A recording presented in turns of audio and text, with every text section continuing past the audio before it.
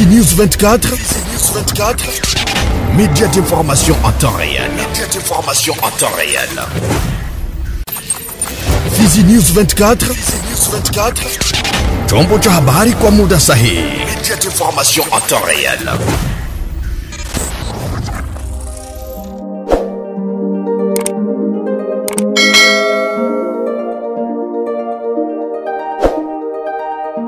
Matumaini yetu ni kwamba unakuwa mzima wa afya buheri, mtazamaji wa Dira Zetu. Karibu tena katika matangazo tukiwa tarehe 1 Mei 2025.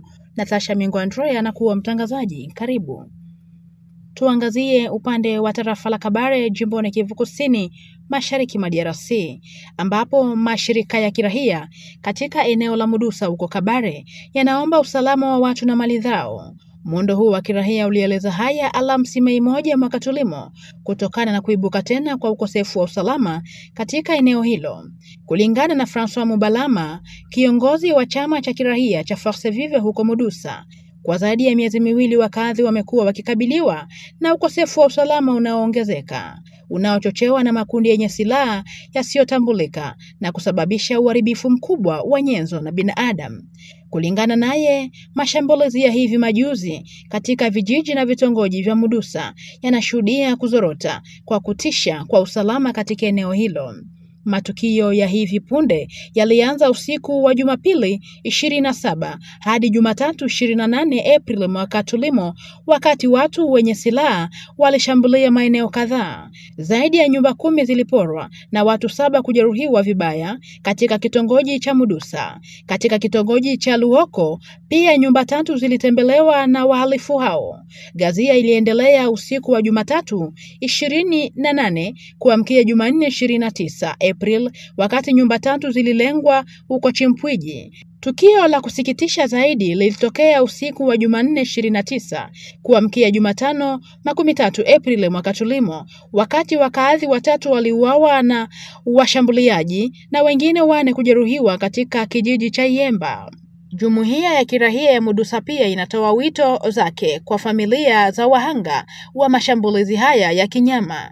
Ikumbukwe kuwa wenyeji wa kundi la Mudusa wanaendelea kuishi kwa hofu, wakitumai kwamba hatimaye jimbo litachukua hatua zinazohitajika kurejesha hali ya utulivu na kukomesha wimbi hili la vurugu zinazotumbukiza eneo hilo katika hali ya sintofahamu. Mwenga, nyumba 15 zimeharibiwa. Paa za parokia na shule ya Buriba zimeonekana kufagiliwa, pamoja na uharibifu mwingine wa mali katika vijiji vya Kilembo, Manyota, Kakulu na Mulama. Tathmini ya muda ya uharibifu uliosababishwa na mvua ilionyesha ikiambatana na mpepo mkali ilionyesha usiku wa Jumatano Aprili 13 mwaka tulimo katika kikundi cha Bashiru Banda katika eneo la Chifu Kasile tukiwa Mwenga. Taarifa hizo zimetolewa na Bwana Ileri Sombia, mratibu wa mfumo wa mashauriano ya mashirika ya kirahia katika eneo la Mwenga, Alhamisi wakati wa mahojiano nasi. Hii ilikuwa ni fursa kwake kutoa wito kwa mamlaka, mashirika ya watu wenye moyo mwema kusaidia familia hizi zinazopitia majaribu baada ya kupoteza makazi yao katika eneo hilo na kila kitu.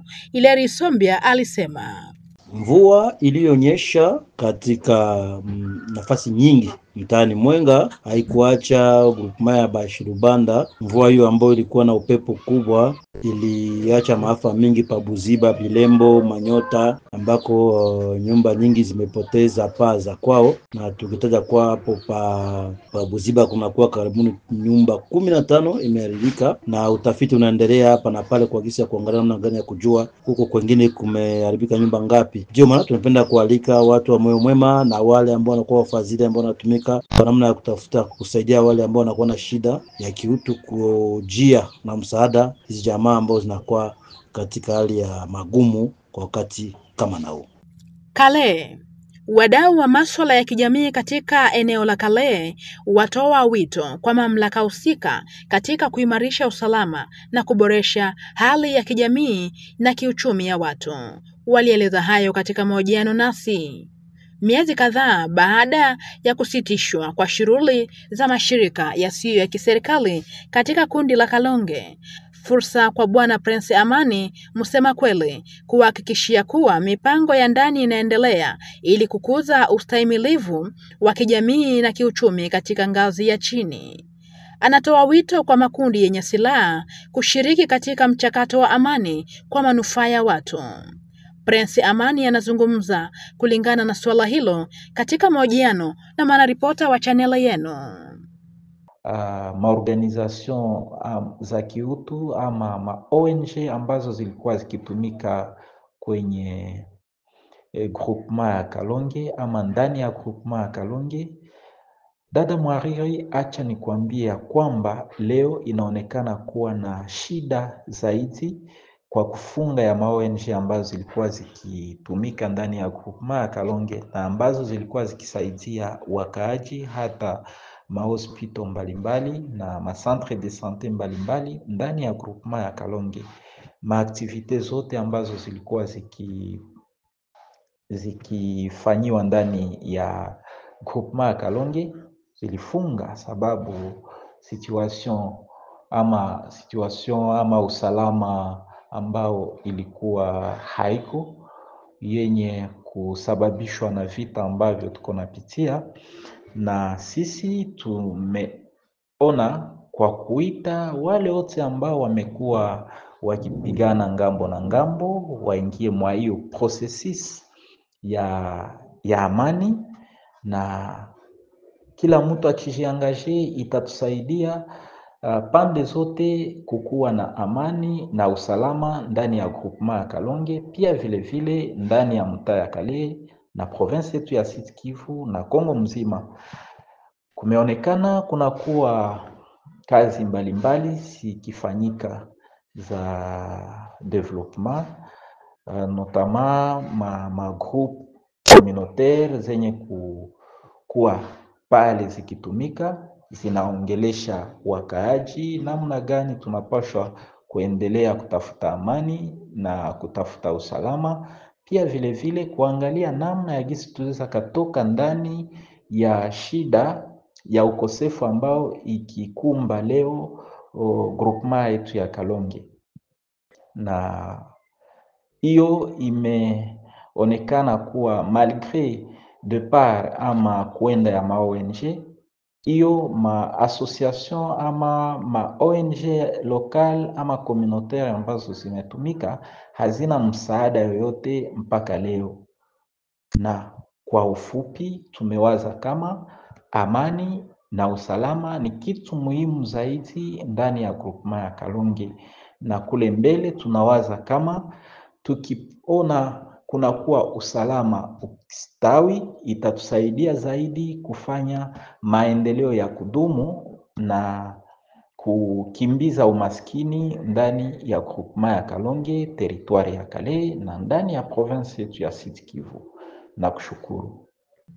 Habari zingine ni kwamba Chama cha Kitaifa cha Wafanyakazi wa Kongo INTC kinatetea uboreshwaji wa hali ya maisha ya wafanyakazi wakati wote wa kuhakikisha usalama wa biashara zao. Hii ni kukuza mazingira mazuri ya kazi kwao. Muundo huu ulieleza hayo wakati wa mkutano na waandishi wa habari uliofanyika Alhamisi Mei 1 mwaka tulimo hapa Bukavu katika sherehe ya kimataifa ya wafanyakazi.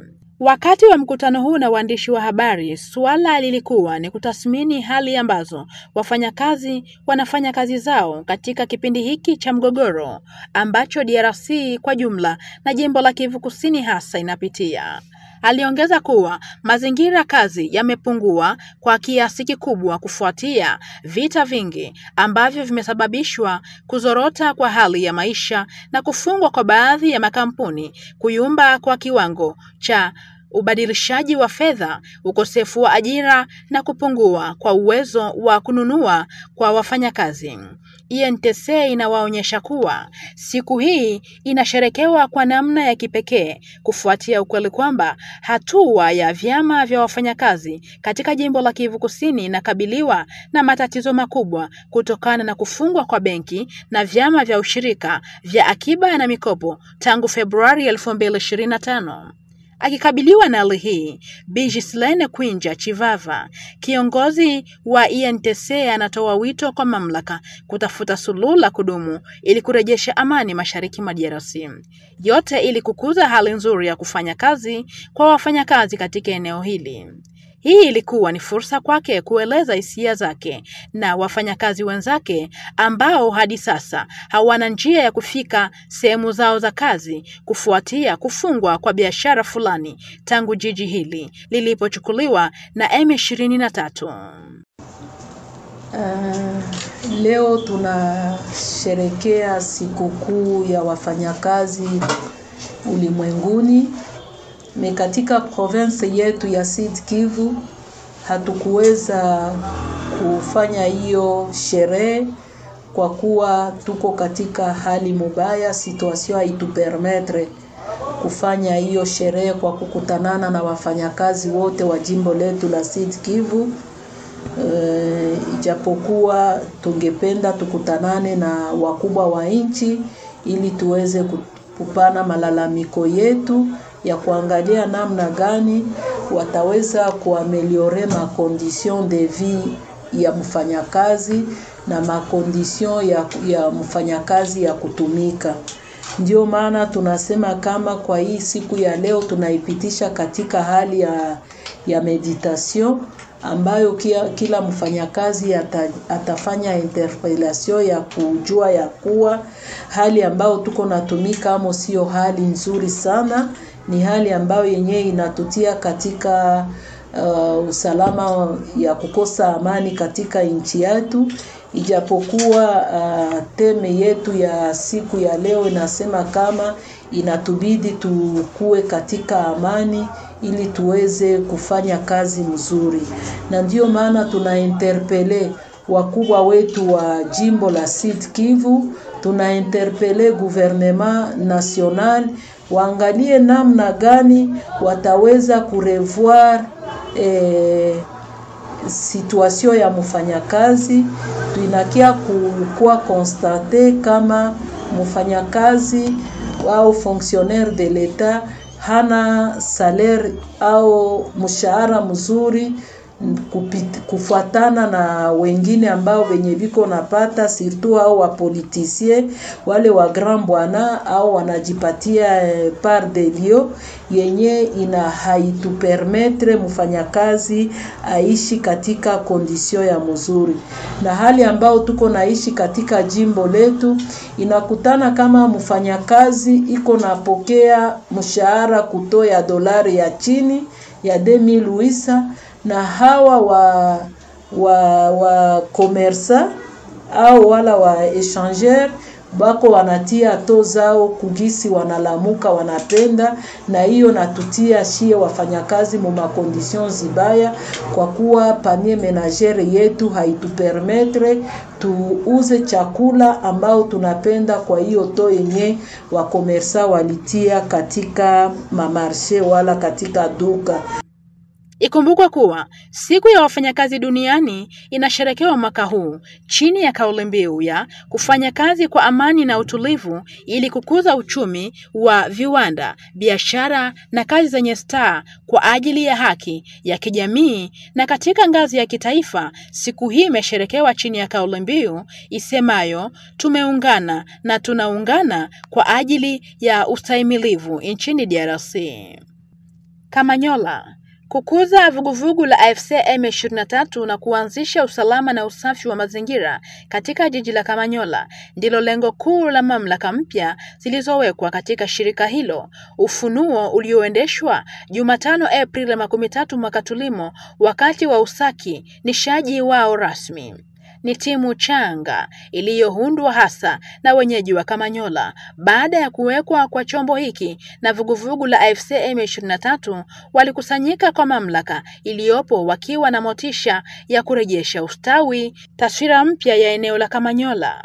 Hesene Shabani, kiongozi mteule wa Kamanyola, akiwa na naibu wake anayesimamia masuala ya utawala, Asifiwe Balagizi Andre, katibu wake Bisimwa Karungu Kizito Bienfait, mweka hazina wake Bi Chirezi Regina Lunanga, wote waliapa kwa maendeleo ya eneo hilo. wanaahidi kuweka utaratibu wa kufanikisha ili kuifikia Kamanyola kuwa mahali pazuri pa kuishi. Akiwa katika eneo hilo, makamu wa gavana Dunia Masumbuko Bwenge alihubiri amani kabla ya kuwataka wafanye hivyo ili usalama ubaki kuwa ukweli huko Kamanyola. Hii ni kwa mujibu wa maagizo ya mamlaka ya vuguvugu la mapinduzi AFC M23. Haya yote kabla ya maamuzi ya kuwateua wajumbe wengine wa timu ya usimamizi yanayosomwa na naibu mkuu wa utumishi wa gavana wa mkoa. Mbali na kuanzishwa amani huko Kamanyola, dhamira ya timu hii ni kukuza maadili ya AFC M23 ili kuhakikisha usalama na usafi wa mazingira katika eneo lote la Kamanyola. Baada ya Bukavu, Kabare, Ijwi, AFC M23 inaendelea na uwekaji wa mamlaka katika vyombo ambavyo tayari vimekombolewa. La ziada tuna mtazamaji wa channel yetu, ni hapa ndipo tunatamatisha matangazo haya, tukikutakia amani ya Mwenyezi Mungu izidi kubaki nawe, na tunakuomba uzidi kubaki mwaminifu kwa matangazo yetu. Mungu atubariki sote. Fizi News 24, média d'information en temps réel. Fizi News 24, chombo cha habari kwa muda sahihi. Média d'information en temps réel.